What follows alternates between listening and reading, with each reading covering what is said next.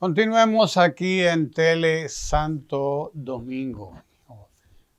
Saludo al doctor Rafael Sánchez Cárdenas, ex ministro de Salud, y quien conversará con nosotros precisamente sobre salud, porque se nos está diciendo por ahí que los hospitales están repletos de dengue y que los virus de la influenza y los virus respiratorios, doctor, dicen por ahí.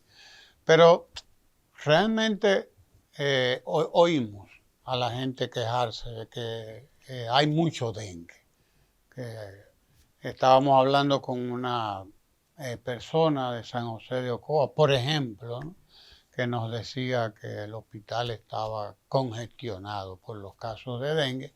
Y bueno, en sentido general nos gustaría saber cuál es la situación que usted como doctor, como médico, especialista además en el área de la salud pública, tiene, cuál es su visión sobre este fenómeno, que además es recurrente todos los años. O sea, también hay que entender eso. Estamos en ese momento de la pandemia, o de la epidemia, más bien. Bienvenido de nuevo a Ojalá, doctor Rafael Bueno, muchas Sánchez gracias, Cárdenas. Ramón, por la invitación a conversar estos temas que son de alto interés nacional. Lo que estamos mirando ahora es un proceso especial en el caso del dengue, que el año pasado hubieron 10.700 casos y un total de 139 fallecidos. ¿Eso es mucho o es poco? Si vemos la relación de casos fallecidos, es alto. Y si lo comparamos con el año epidémico más importante de las Américas, que fue el 19, donde tuvimos en el país, en las Américas hubo más de 3 millones de casos de dengue, pero en el país tuvimos 19.200 casos y un total de 147 fallecidos. Eso quiere decir que la relación de los 20.200 casos con los 147 fallecidos nos da 0.87%. Mientras que en el 22, con 10.700 casos, que son la mitad de los del 19, fallecieron 139. Y nos da 1.28 fallecidos el porcentaje. De manera que aquí usted puede ver que tenemos prácticamente casi una duplicación del número de fallecidos con 10.000 casos ante 20.000 del 19. ¿A qué se debe eso? Calidad de la atención. Calidad de la atención. En este momento, ¿qué estamos mirando? Tenemos un grave inconveniente desde que este gobierno llegó con el tema de las estadísticas nacionales. Lo vimos en materno infantil. Nuria hizo una denuncia muy responsable de lo que estaban haciendo en la maternidad de Los Minas con los bebés, que cogían un niño que moría de 28 semanas o de 30 semanas y le ponían 26. Se entiende en medicina que a partir de las 28 semanas se da la sobrevivencia. De manera que, y hay muchos 7 mesinos por ahí caminando que han hecho su vida, pero se reputan de no viable por debajo de las 28 semanas. De manera que si usted coge ese zafaconcito y el que se le muera a usted por deficiencias en la atención de 28, 29, 30, 32 semanas y lo tira allá Al de 26. Al de 26 o 24, entonces usted lo que está es escondiendo una muerte que es prevenible o que la mayoría de los casos pueden ser salvarse si la atención es adecuada. Eso fue lo que se denunció. Bueno, aquí en dengue, ¿qué estamos mirando? Usted entra a la página de la Dirección General de Epidemiología, donde se deben y se publican el boletín semanal, y resulta que estamos en el boletín 35. Estamos en la semana ya para la semana 38, 39. Hay 3 boletines, ya casi 4 boletines atrasados, y se estaban produciendo 1.000 y pico de casos semanales de dengue. En vez de 7.222, como dice el boletín 35, con los atrasos, he de suponerse que ya estamos entre 10 y 11.000 casos, pero no se menciona. ¿Y cuántos se murieron? No lo sabemos tampoco.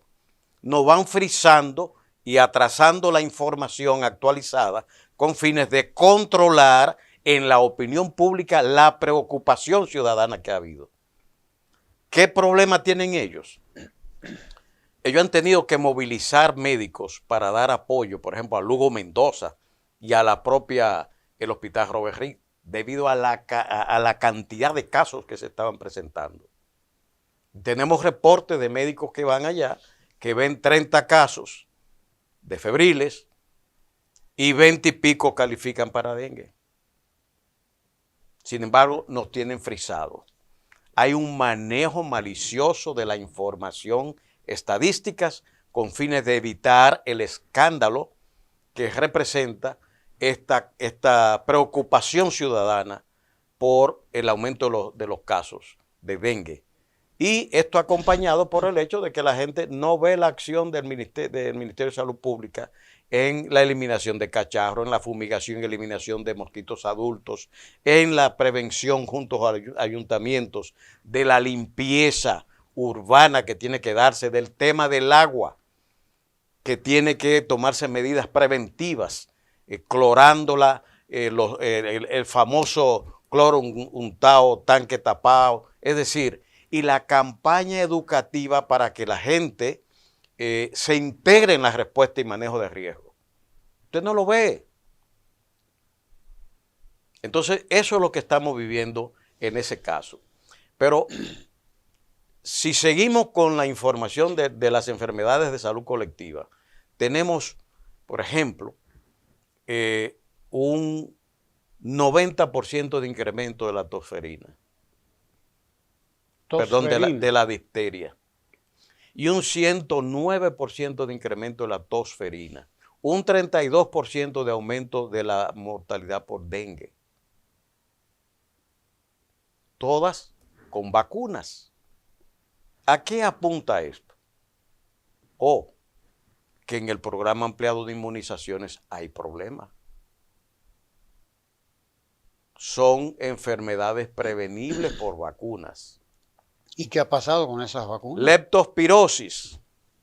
La leptospirosis ya va cerca de un 100% de incremento. De modo pues que usted ve la descomposición en ese incremento múltiples, no solamente del dengue, sino también de estas enfermedades de salud colectiva y de notificación obligatoria del ministerio. Los boletines epidemiológicos. Se supone que debe tenerse el boletín correspondiente a cada mes o semana. ¿Cómo es? Semanal. Semanal. Semanal. Entonces,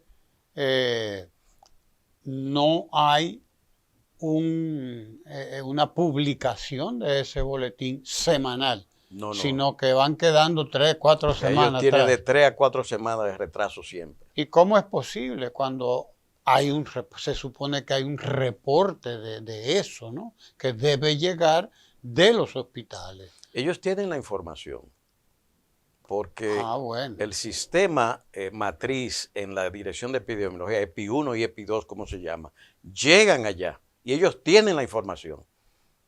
Lo que pasa es que la actualización, si tiraran el boletín 36, 37, 38, los números no serían 7.222, que es lo que están haciendo, y con ello bajan la tensión, la manipulación comunicacional que se está haciendo con fines de evitar escándalos al gobierno.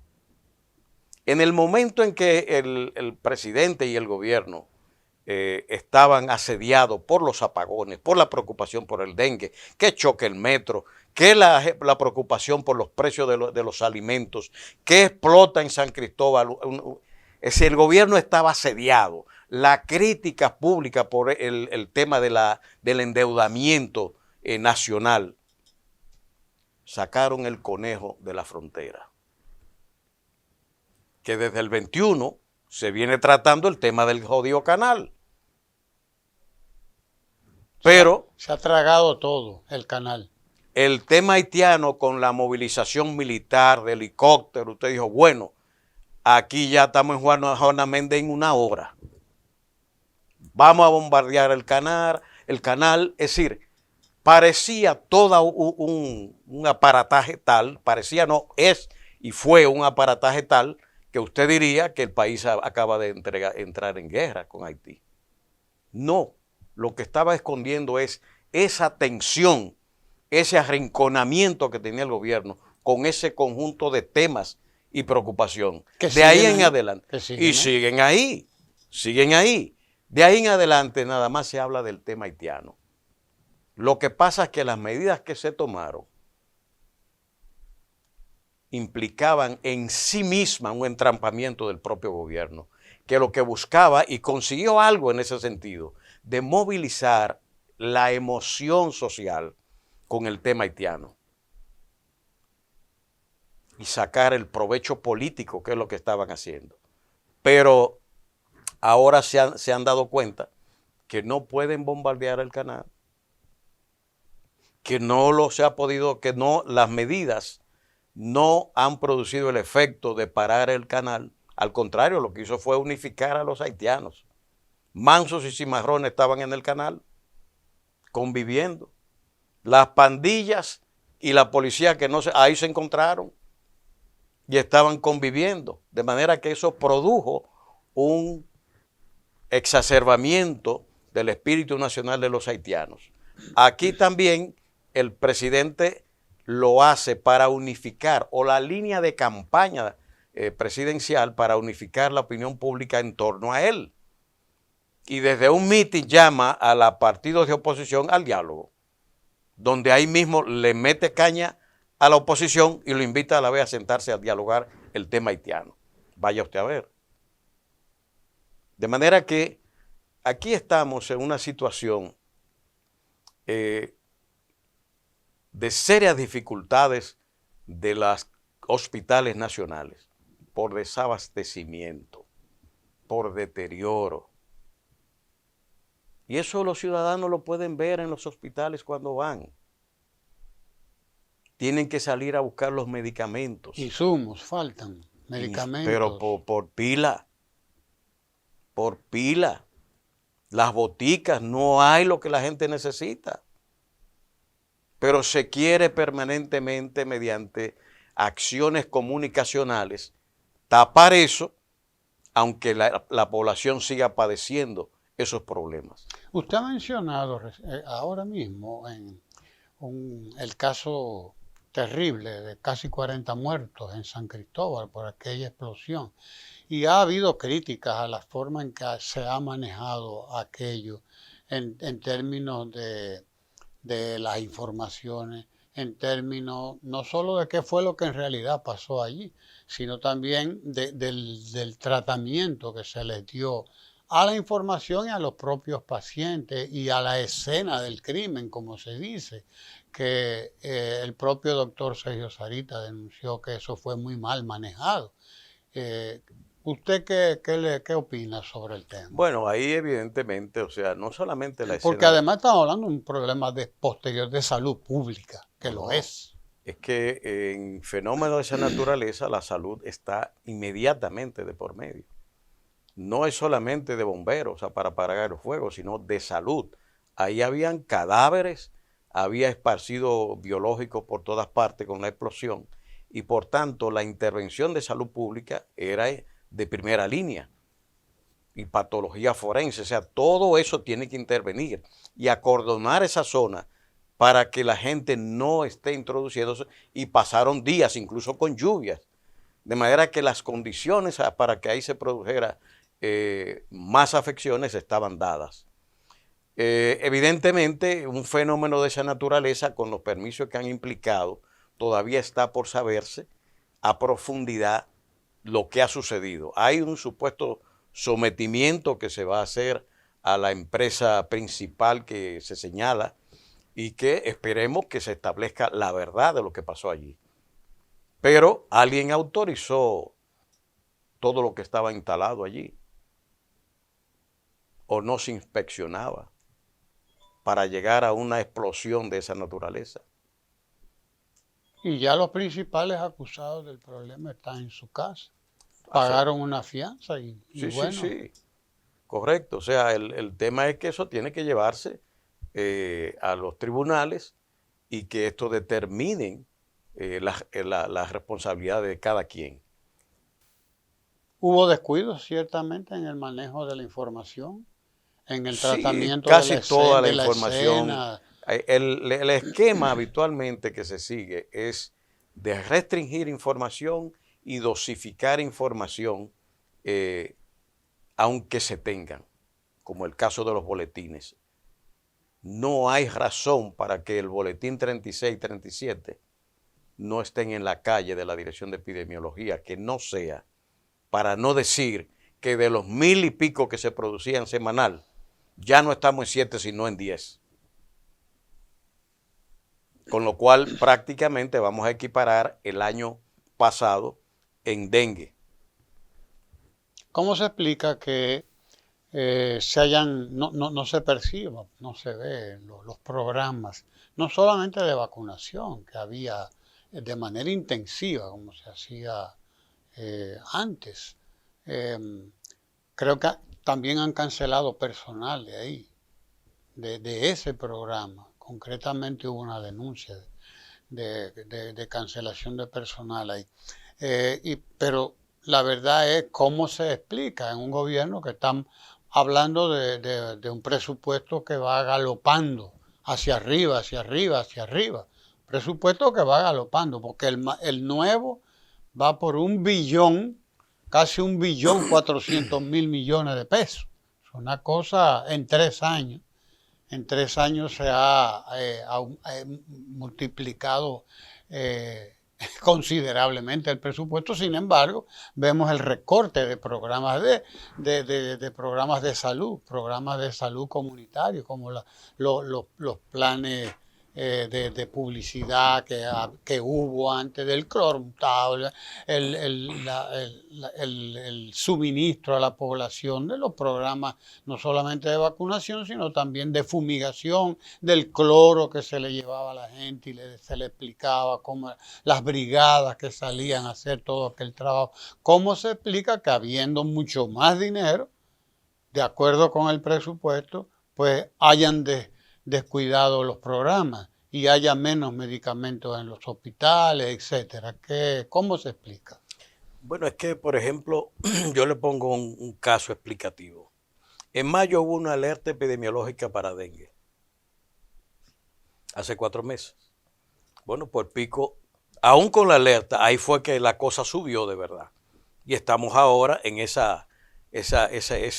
pico en el dengue, a pesar de haber advertido.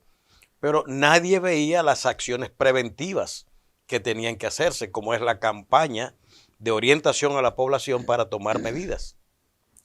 Porque en estos casos de brotes y epidemias, la participación social es vital. Y eso se hace a través de comunicación de INSALUD. Cuando la gente se entera de que hay un tema de dengue, toma cuidados en la casa, tapa su tanque, le echa cloro a las aguas que tiene por ahí destapadas, limpia los corotos que andan por ahí regados, porque en una tapita de cerveza se crían mosquitos. Solamente necesitan la agüita limpia y un poco de sol. Y a pocos días ya tenemos volando un mosquito. De manera que ese proceso no se vio. Cuando esto toma las primeras planas, entonces salen a la calle a hacer en algunos lugares operativos, etcétera, etcétera. Es decir, lo que se ve es más un movimiento de reacción, no de acción, pero sobre todo orientada a comunicación, al hecho de movilizar en cada uno de los barrios, sobre todo están las zonas calientes como es Villamella que se señalaba y Santo Domingo Norte, la integración de la gente en la respuesta, la integración de las brigadas y de las asociaciones comunitarias de la zona para que participen en la respuesta. Eso siempre es vital. Por eso nosotros vivíamos en la calle, provocando, reuniendo a los comunitarios para que ayudaran en la orientación de la respuesta y manejo de riesgos. Eso fue vital y lo fue en el COVID también.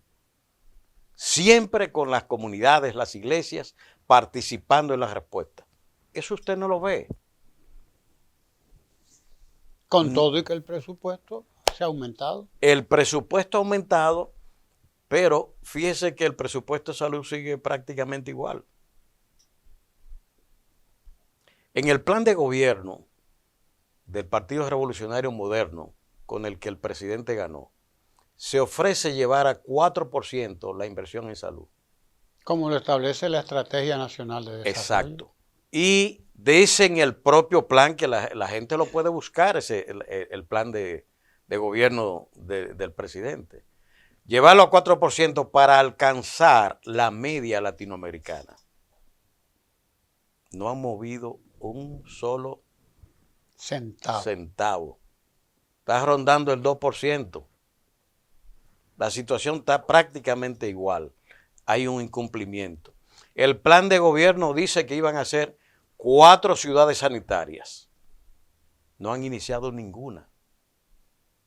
Al contrario, no han puesto en funcionamiento la ciudad sanitaria que el presidente Medina le dejó. Todavía eso está ahí en veremos. Y tienen un director, el profesor José Joaquín Puello, que debieran darle asistencia para que inicie y eche ese monstruo a trabajar. No lo han hecho. Pero el ministro de Salud Pública anda en un plan y un programa por ahí que se llama que la ruta de la salud.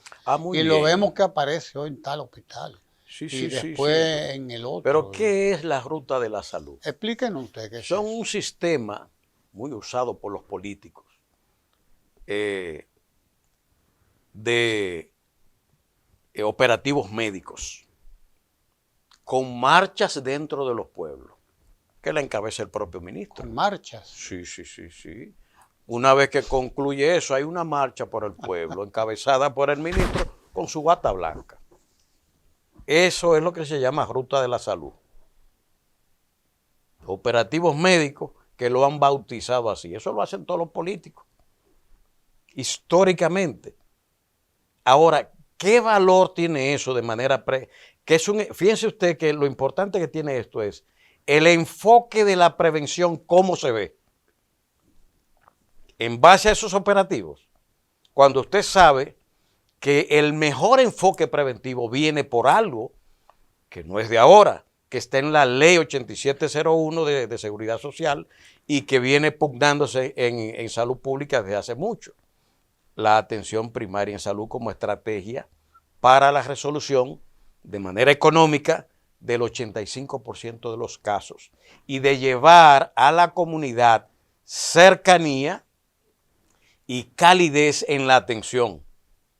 No por operativo, es el seguimiento que una unidad de atención primaria va a dar a sus 8 o 10 mil asignados, como manda el informe Bachelet de la OPS sobre atención primaria, con 10 principios fundamentales.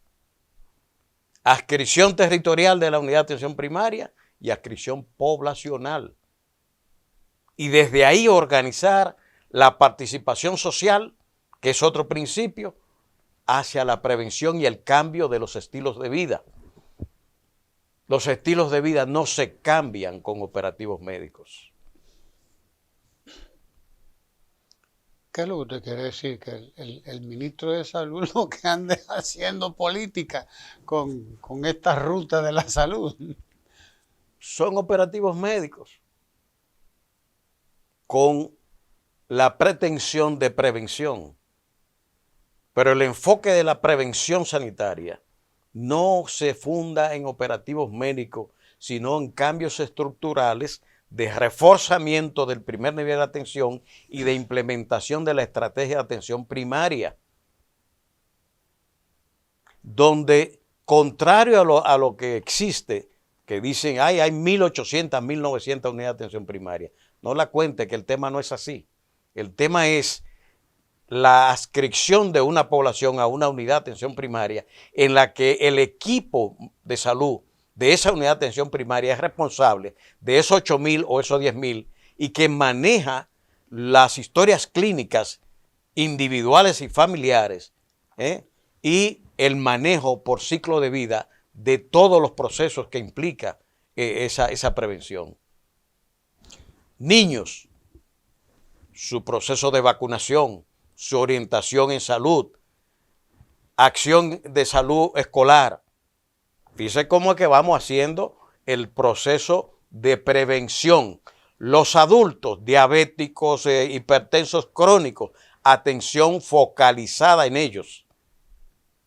Cambio de estilos de vida, que eso es con promotores de salud, orientando, educando, ¿entiendes? Para que cambien la manera de comer, lo que comen, que hagan ejercicio, para mejorar la salud. La parte, digamos, ambiental, que implica una intervención interinstitucional. Los ayuntamientos que recojan y saneen las cañadas, las calles, que recojan las basuras eficazmente.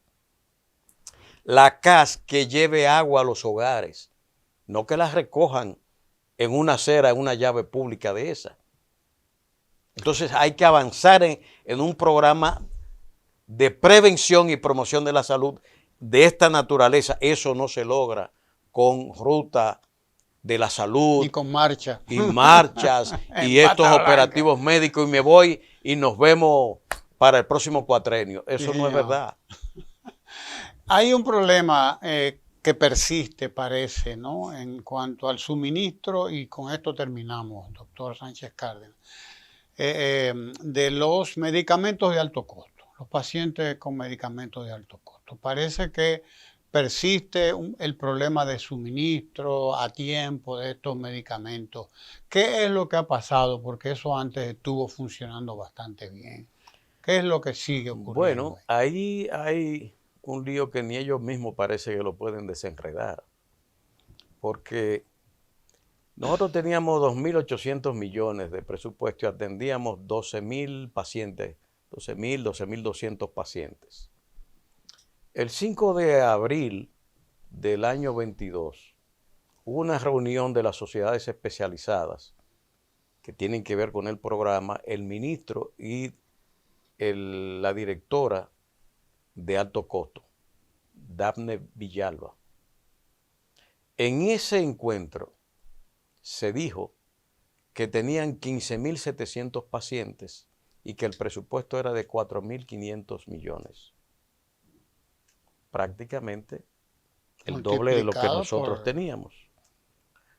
Pero sucede, y ahí dijo Dafne en esa reunión, que de esos 15.700, su gobierno había aportado 6.000. Está diciendo que nosotros le dejamos entonces prácticamente 9.000, 10.000 pacientes. Y nosotros sabemos que eran 12.200. El 27 de febrero, ante el Congreso, el presidente dijo en su discurso que ese programa tenía 8.000 millones de presupuesto. Y la queja ciudadana cada vez mayor. Y tenía los mismos 15.700, dijo él en el discurso, que en abril del año anterior se había tratado con las sociedades especializadas. Entonces usted dice, pero busquémosle la vuelta. ¿Por dónde? Porque los números no cuadran. No cuadran. Y el otro drama es, y yo vivo recibiendo llamadas de asistencia para que ayude a acceder a los medicamentos a una cantidad inmensa de personas. Personas que se pasan 2 y 3 meses y no reciben el medicamento, que fallecen, y otros que están en trance también de sus vidas por la falta de los medicamentos. Además de eso se agrega un elemento. El director de compras y contrataciones dijo que ese era un programa insostenible. Y nosotros nos preguntamos, primero, la intervención infeliz. Programa creado por la administración del presidente Medina. El presidente Medina creó ese programa con 500 millones y eso fue ascendiendo en la medida en que se iban atendiendo los casos de alto costo y enfermedades catastróficas. Un programa, yo diría, visionario, un primer eslabón para el replanteo del tema que implica para el país, y esto es lo que el director de compras y contrataciones no sabe porque no es su especialidad y no entiendo la opinión de la insostenibilidad. La República Dominicana pasó de un país de bajo desarrollo a un país de desarrollo medio. Pero su marco, su perfil epidemiológico pasó de las infecciosas a las crónicas. Por tanto, como todo país que va hacia el desarrollo, las crónicas van tomando y dominando el perfil epidemiológico. La casuística es cada vez mayor de diabetes, de enfermedades renales, de cánceres. Ese es el perfil al que vamos. Enfermedades metabólicas, la obesidad que ya aquí usted se puede parar en cualquier esquina y usted la ve así a simple vista. Y si las crónicas son cada vez el perfil dominante en este país, ¿cómo se puede asumir de que el programa de alto costo es insostenible?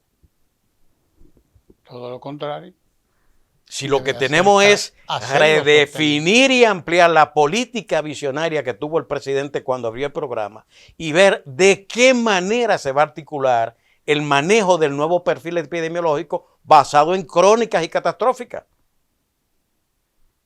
Ese es el tema. Pero esto no es lo que se está enfocando en un enfoque contable. Y exagerando números y la gente, por otra parte, gritando por alto costo. No consigo el medicamento, no tengo el medicamento. Entonces aquí yo creo que es el momento ya de que las autoridades del gobierno asuman la redefinición y ampliación del marco de acción con las crónicas y las catastróficas, que tienen, como dicen, que participar las ARS en el financiamiento. Desde luego, nosotros lo iniciamos. Nosotros cobramos más de 300 millones que nunca se le había cobrado a las ARS. Se repartían los medicamentos, se daban los medicamentos, pero no le cobraban la fracción que tienen que dar por alto costo las ARS. Nosotros iniciamos el proceso y lo dejamos estructurado y llegamos a cobrar unos 300 millones que vuelven al programa. Y eso permite comprar medicamentos y facilitar, digamos, amortiguar el gasto que tiene el gobierno en ese sentido. Así es que con alto costo es triste lo que estamos viendo, la queja ciudadana por esos medicamentos. Y ojo con una cosa. Tengo la información de que alto costo tiene dos cosas. Los medicamentos de alto costo y las ayudas que se dan para procesos costosos que las familias menos carenciadas no pueden cubrir.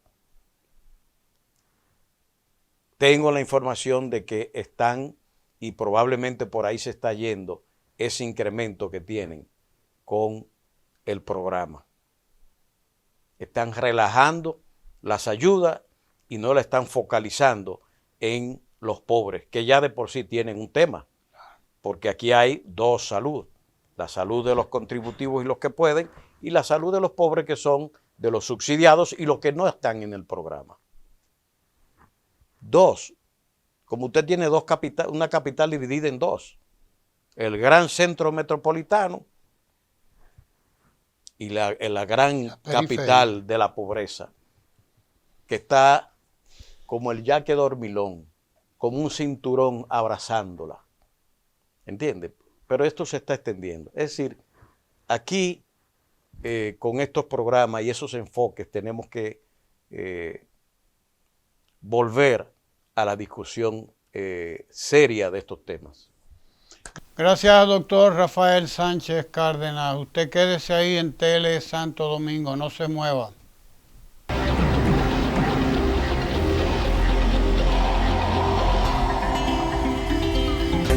Tele Santo Domingo, televisión con sabor dominicano.